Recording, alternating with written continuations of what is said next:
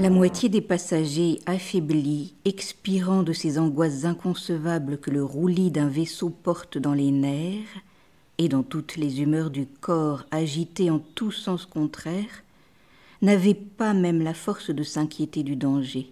L'autre moitié jetait des cris et faisait des prières. Les voiles étaient déchirées, les mâts brisés, le vaisseau entr'ouvert. Travaillait qui pouvait. Personne ne s'entendait, personne ne commandait. L'anabaptiste aidait un peu à la manœuvre. Il était sur le tillac. Un matelot furieux le frappe rudement et l'étend sur les planches. Mais du coup qu'il lui donna, il eut lui-même une si violente secousse qu'il tomba hors du vaisseau, la tête la première. Il restait suspendu et accroché à une partie de mât rompu. Le bon Jacques court à son secours, l'aide à remonter, et de l'effort qu'il fait, il est précipité dans la mer, à la vue du matelot, qui le laissa périr sans daigner seulement le regarder. Candide approche, voit son bienfaiteur qui reparaît d'un moment et qui est englouti pour jamais. Il veut se jeter après lui dans la mer. Le philosophe Pangloss l'en empêche en lui prouvant que la rade de Lisbonne avait été formée exprès pour que cet anabaptiste s'y noyât. Tandis qu'il le prouvait a priori, le vaisseau s'en trouve, tout périt à la réserve de Pangloss, de Candide et de ce brutal de matelot qui avait noyé le vertueux anabaptiste. Le coquin nagea heureusement jusqu'au rivage, où Pangloss et Candide furent portés sur une planche. Quand ils furent revenus, un peu à eux, ils marchèrent vers Lisbonne. Il leur restait quelque argent avec lequel ils espéraient se sauver de la faim après avoir échappé à la tempête. À peine ont-ils mis le pied dans la ville, en pleurant la mort de leur bienfaiteur, qu'ils sentent la terre trembler sous leurs pas. La mer s'élève en bouillonnant dans le port et brise les vaisseaux qui sont à l'ancre. Des tourbillons de flammes et de cendres couvrent les rues et les places publiques. Les maisons s'écroulent, les toits sont renversés sur les fondements, et les fondements se dispersent. 30 000 habitants de tout âge et de tout sexe sont écrasés sous les ruines. Le matelot disait en sifflant et en jurant « Il y aura quelque chose à gagner ici !» « Quelle peut être la raison suffisante de ce phénomène ?» disait Pangloss. « Voici le dernier jour du monde !» s'écriait Candide. Le matelot court incontinent au milieu des débris, affronte la mort pour trouver de l'argent, en trouve, s'en empare, s'enivre et, ayant cuvé son vin, achète les faveurs de la première fille de bonne volonté qu'il rencontre sur les ruines des maisons détruites, et au milieu des mourants et des morts, Pangloss le tirait cependant par la manche. « Mon ami, lui disait-il, cela n'est pas bien. Vous manquez à la raison universelle. Vous prenez mal votre temps. » « Tête et sang, répondit l'autre, je suis matelot et né à Batavia. J'ai marché 4 fois sur le crucifix dans 4 voyages au Japon. Tu as bien trouvé ton homme avec ta raison universelle. » Quelques éclats de pierre avaient blessé Candide. Il était étendu dans la rue et couvert de débris.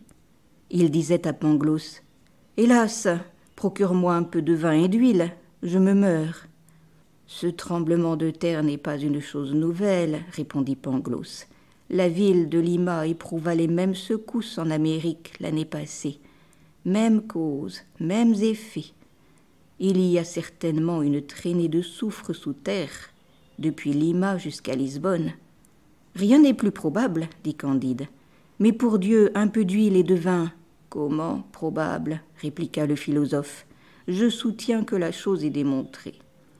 Candide perdit connaissance, et Pangloss lui apporta un peu d'eau d'une fontaine voisine.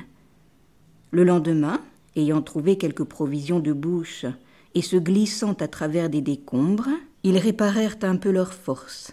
Ensuite, ils travaillèrent comme les autres à soulager les habitants échappés à la mort. Quelques citoyens, secourus par eux, leur donnèrent un aussi bon dîner qu'on le pouvait dans un tel désastre.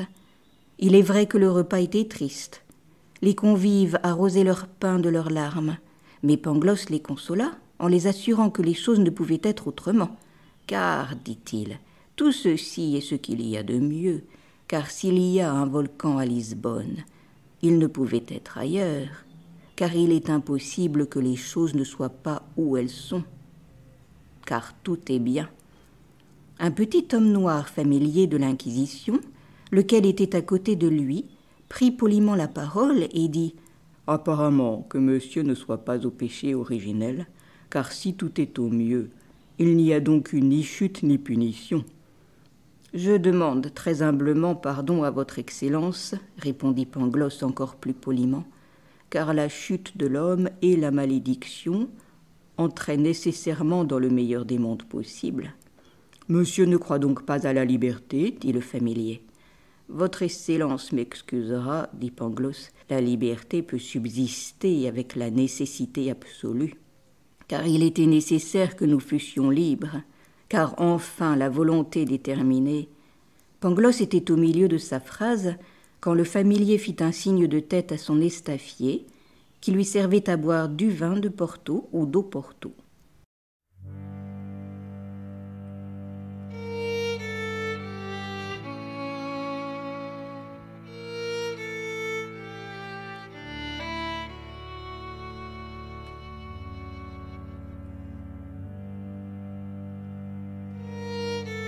À propos du désastre de Lisbonne, un nouvel événement vient nourrir le pessimisme de Voltaire. À peine est-il installé dans sa propriété Les Délices, près de Genève, que l'atteint la nouvelle du tremblement de terre de Lisbonne, survenu le 1er novembre 1755. Cette catastrophe frappe l'imagination de Voltaire. Il voit agoniser les malheureux, périssant dans des angoisses inconcevables, au milieu des débris dont on ne peut les tirer. Voltaire met en accusation le meilleur des mondes.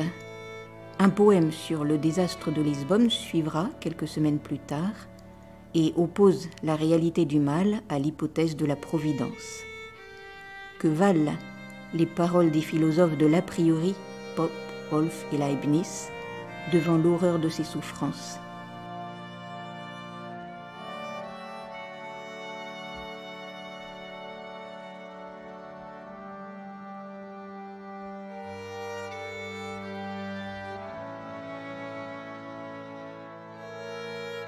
En novembre 1755, un effroyable tremblement de terre détruisit en partie la ville de Lisbonne et fit périr des milliers d'habitants.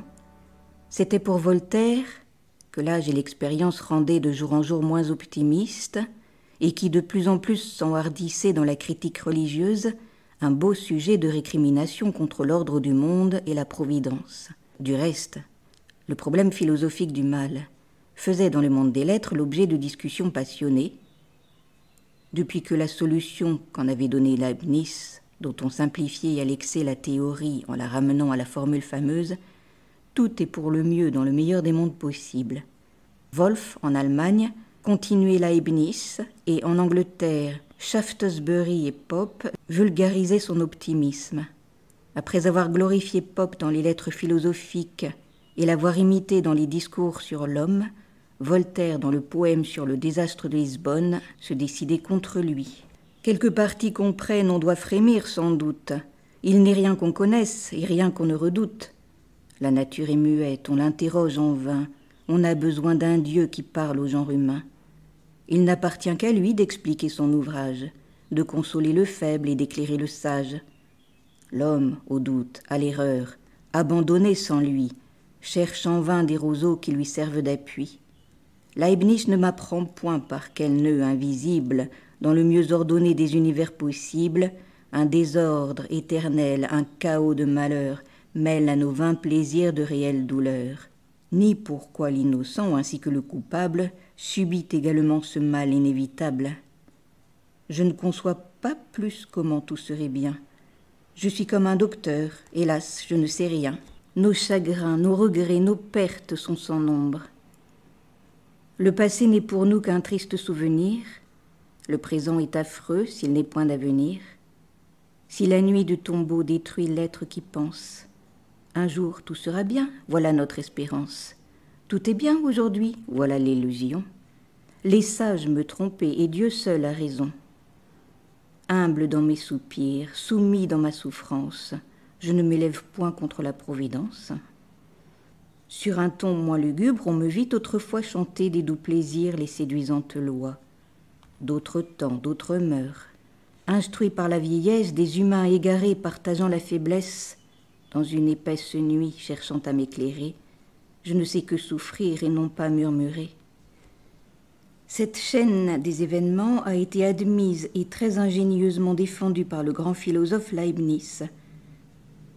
Elle mérite d'être éclaircie. Tous les corps, tous les événements dépendent d'autres corps et d'autres événements.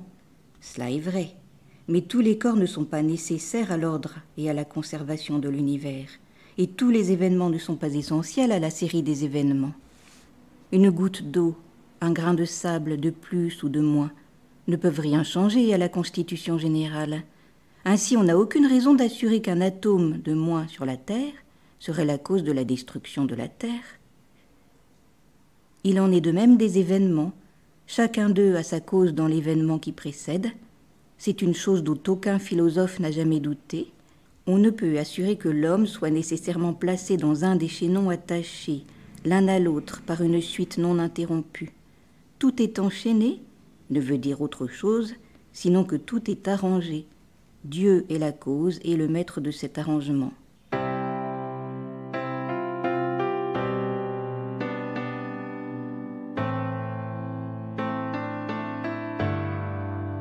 La suite au prochain numéro. Si cet audio vous a plu, vous pourrez trouver d'autres histoires et poésies sur ma chaîne Entendre lire.